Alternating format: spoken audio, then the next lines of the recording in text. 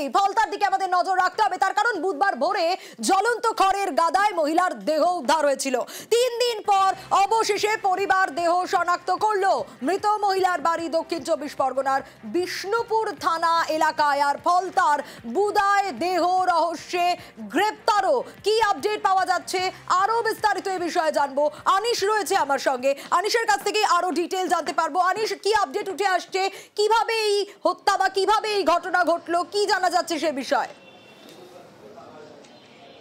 একেবারেই সোনিয়া, দেখো ফলতার যে ঘটনা, যে পোড়া একেবারেই যে খড়ের গাদা থেকে অগ্নিদগ্ধ মহিলার দেহ উদ্ধার হয়, তার দুদিনের মধ্যেই পুলিশ এই ঘটনার কিনারা করলো। আজ ডায়মন্ড হারবার পুলিশ জেলার অতিরিক্ত পুলিশ সুপার জোনাল মিতুন দে তিনি সাংবাদিক সম্মেলন করে জানিয়েছেন যে যে মৃত মহিলার দেহ উদ্ধার হয়েছে তিনি বিষ্ণুপুর থানা এলাকার নহাজারির বাসিন্দা এবং গত মঙ্গলবার তিনি বাড়ি থেকে বের হন।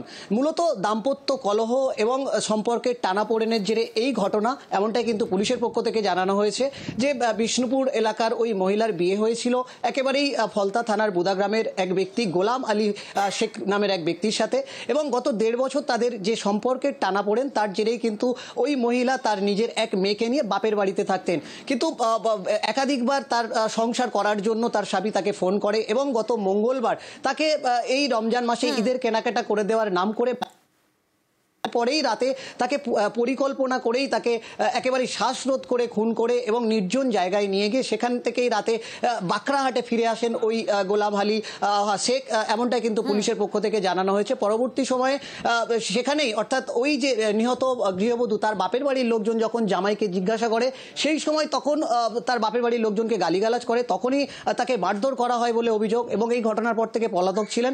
পরবর্তী সময়ে এই ঘটনার খবর বিভিন্ন জায়গায় চাউর হলেই ওই নিহত যে গৃহবধূ রয়েছেন তার পরিবারের লোকজন ফলতা থানায় যোগাযোগ করে। এরপরেই তার যে গলায় রূপোর চেন ছিল এবং তার যে কিছুটা অংশ কাপড় পরেনি, সেই কাপড় দেখে এমনকি তার জুতো দেখে পরিবারের লোকজন ওই মহিলার দেহ শনাক্ত করে।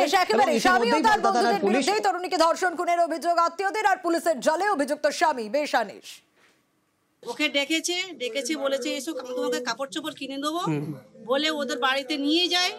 নিয়ে গিয়ে ওই রাত্রেবেলা মঙ্গলবারেতে কি করেছে, ওকে মানে মারধর করে মার্ডার করে মানে ওকে পুড়িয়ে দিয়ে আবার আমাদের এলাকায় চলে এসছে যে আমি কোনো ফোন করিনি। আচ্ছা, এরপর কি করে জানতে পারলেন? এরপরে মানে জানতে পারলো মানে আমরা ফোনে আমার জানতে পেরেছি। তারপরে খোঁজ করে দেখি না যে আমাদের মেয়ে। আমার চাচ্ছি যে ওর ফাঁসি হোক, ওর সাজা হোক, ওর যেন শাস্তি পায়।